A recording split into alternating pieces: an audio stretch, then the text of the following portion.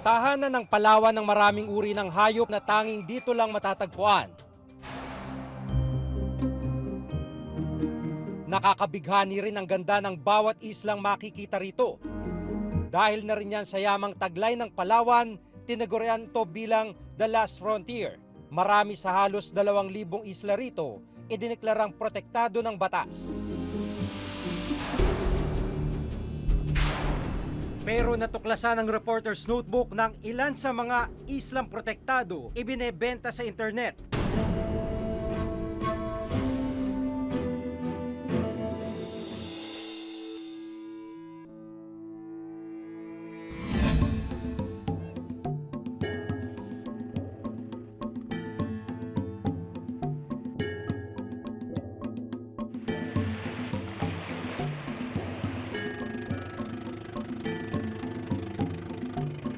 Tinunto namin ang dalawa sa mga islands for sale online. Itong mga islang nakikita nyo sa likuran ko, yung medyo maliit, yung Lampinigan. Ito yung mga isla sa mga nakita nating ibinebenta sa internet.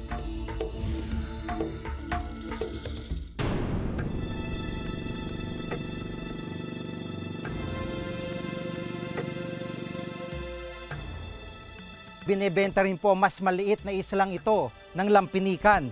Nagkakasukat lamang po ito ng may 7 hektarya mahigit. Nagkakahalaga po ito ng may 25 million pesos. Matatagpuan ang Lampinigan Island sa barangay New Canipo sa San Vicente. Mayroon itong 40 metrong beachfront at may kabuuang land area na 77,285 square meters. Batay sa City Environment and Natural Resources Office, idineklara bilang timberland at forest land ang Lampinigan. Ibig sabihin, protektado ito. Hindi pwedeng bilhin o ibenta. Ayon sa aming topographic map, kasi ito ay hindi siya napasama doon sa land classification map. Ang status nito is still unclassified public forest, meaning hindi siya pwede patituluan under the law. Isang Raimundo Zumaraga ang nagpakilalang nagmamay-ari ng buong isla. Ang tatay ko talaga ay Palawenyo. Yung isla na yan, bakante talaga yan. Walang katao-tao at saka bakante. Kaya nung nakaposisyon na sila, yung mother ko at saka father ko sa Barangay Santo Niño, na-applyan ng father ko yung isla na yan. Isang tax declaration certificate din ang ipinakita sa amin ni Raimundo na may petsang March 10, 1966. Nakapangalan ito sa kanyang amang si Dominico Zumaraga. Ang tax declaration ay katibayan ng pagbabayad ng buwis sa isang real property na pagmamay-ari o inaangking pagmamay-ari ng isang tao. Pero ayon sa Environmental Legal Assistance Center o ILAC, hindi ito katibayan bilang pagmamay-ari ng isang isla o lupain. Well, because they were made to believe, okay? And with all due respect, the government has somehow tolerated that, diba? That is not supposed to be the case. Ang tax declaration is not a title. It is proof that you have improvements on the property. It does not give you the right, no, to donate, okay, to sell any portion of public forest land. Inamin sa amin ni Raimundo na minsan na niyang tinangkang ibenta ang isla pero hindi na raw sa ngayon. Doon sa mga siguro nauna na nabigyan namin ng papel kasi wala pa naman yung batas na mahigpit sa island, di ba? Ang nangyayari dyan, siguro yung mga nabigyan ko nung mga nakaraang mga taon o araw. Kasi hindi kami nga walang internet, wala kaming computer, hindi kami marunong mag-computer. Siguro sila ang gumawa niyan. According to Proclamation 219, this was in the 1960s, Palawan is a mangrove wildlife reserve. Yung mga small islands natin, particularly, should be preserved as they are. Kasi pag i-appropriate mo yan at papatituluhan mo, yung uri ng pangangasiwa nito magkakaiba. Hindi mapapangasiwaan ng gusto. Pero illegal po yun. That's not allowed. You cannot own a forest land. It's beyond the commerce of man. You cannot convey, you cannot sell a forest land. Pero kung may titulo ka ng 1 hectare doon sa area yun, yun lang ang pwede mong i-convey. Bukod sa mga isla sa San Vicente, Palawan, minsan na ring isiniwalat ng Reporter's Notebook ang ilang isla sa El Nido na lantaran ring ibinibenta online. Ito ang kaliskis ng balintong, itong natira na pinanghuli namin. Bang tumatagal, tumataas siya, primero 1.5, 1. Hanggang pataas na siya, nakaraabot ng 8,000 yung 1 kilo kaliskis ng balintong.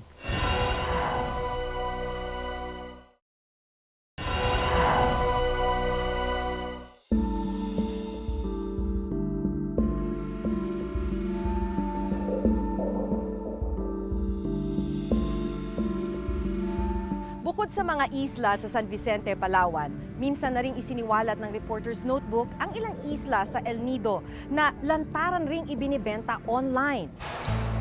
Ang mga isla ng El Nido sa loob ng Bakit Bay. Taong 1998, idineklara ang El Nido bilang protected area. Ibig sabihin, bawal din itong bilhin at ipagbenta. Isa sa mga binisita ko noon ang Gintungawan na mas kilala sa tawag na Turtle Island. Isa itong Turtle Island sa mga nakita namin sa internet na ibinebentang isla. Ang halaga ng pagbebenta sa kanya ay 12.2 million pesos. Kilala ang 8 ektaryang isla bilang turtle breeding ground. Dito kasi nangingitlog ang mga pawikan na naninirahan sa Bakit Bay. Itinuturing din itong core zone o no activity zone. Ibig sabihin, walang kahit anong aktibidad o paggalaw ang maaaring gawin sa isla.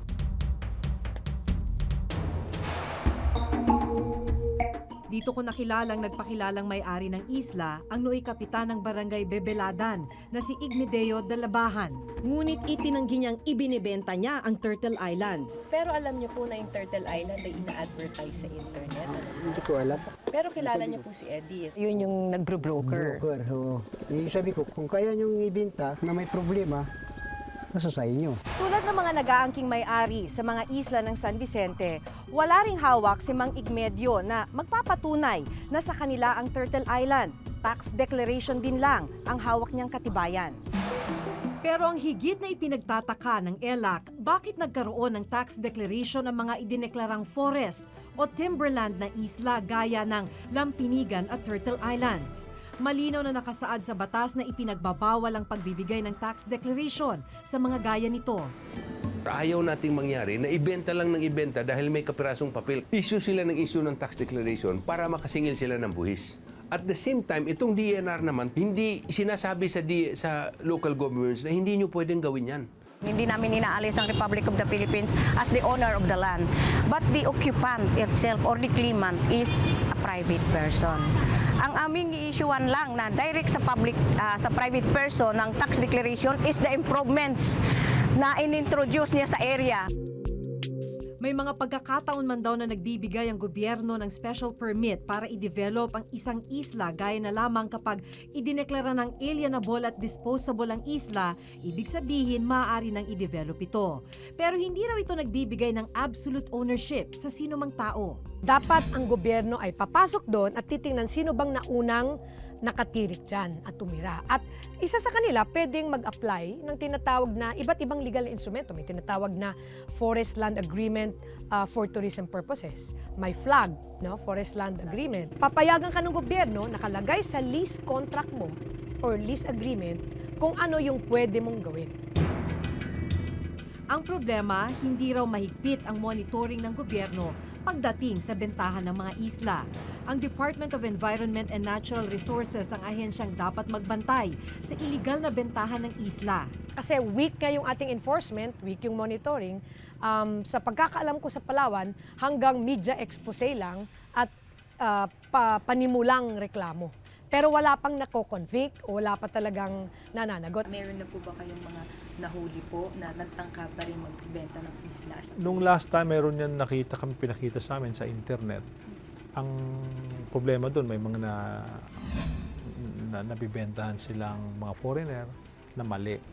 Pero we encourage investments in tourism development or ecotourism. Gusto natin ma-develop, lalo na yung mga foreshore area natin na mga white beaches, ganun. Pwede natin i-develop yan.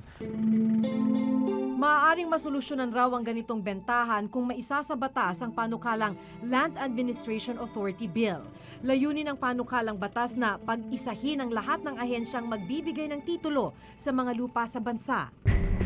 Pero hindi lang mga isla ang ibinibenta sa Palawan dahil maging ang mga hayop na nanganganib ng mawala, papatuloy pa rin daw ang panghuhuli at bentahan.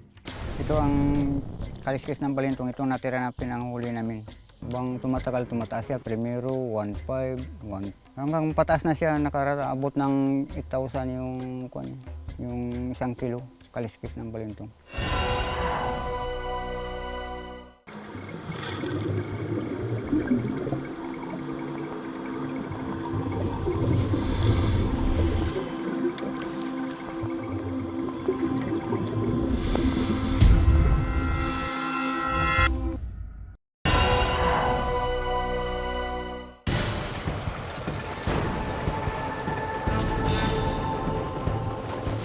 Nito lamang April 13, isang Chinese vessel ang sumadsad sa Tubataha Reef.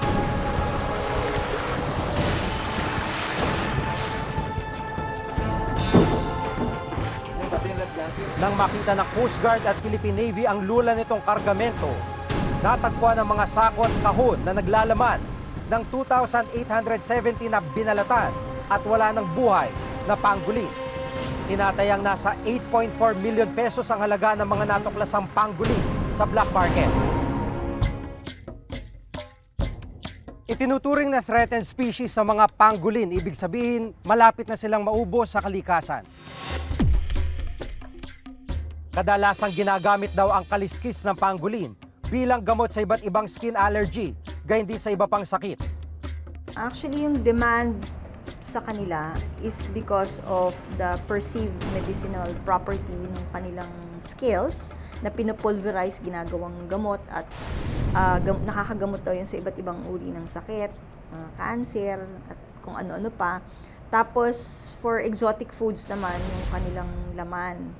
So sinaserve yun sa mga exotic restaurants.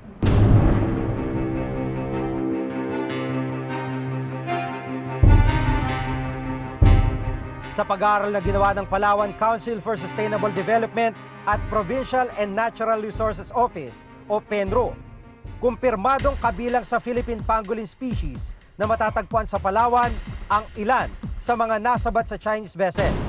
Base raw ito sa katangian ng Philippine pangolin na magkasing haba ang ulo at katawan sa buntot at maayos na pattern ng kaliskis nito. Gayunman, para mas makasiguro, hinihintay pang resulta ng DNA test na nakatakda raw lumabas sa susunod na linggo. So yun ang pinakamalaking shipment so far ng pangolins. Pero dinidetermine pa natin kung saan exactly galing ito. May pailan-ilan na nakakarating ng Maynila na galing ng Palawan, no? Or nahuhuli sila en route papuntang Manila. Kasalukuyang nakakulong sa Palawan Provincial Jail ang 12 sospek na Chinese national. Naharap sila sa kasong paglabag sa Republic Act 9147 o Wildlife Protection and Conservation Act. Up to now, nakakulong pa rin sila. We filed cases already. At ang balita sa akin, report sa amin ng Protected Areas and Wildlife Bureau, they're still in the custody ng provincial government there at nasa custody pa rin sila ng Palawan. At ang penalty kasi dyan, pag nahulihan ka na sa pagpatay ng wildlife ay abutin ka ng 6 years of imprisonment and fine of around 500,000 pesos. Marami mang naaresto, natuklasan naming may mga Pilipinong hunters din ang nanguhuli pa rin ng pangolin.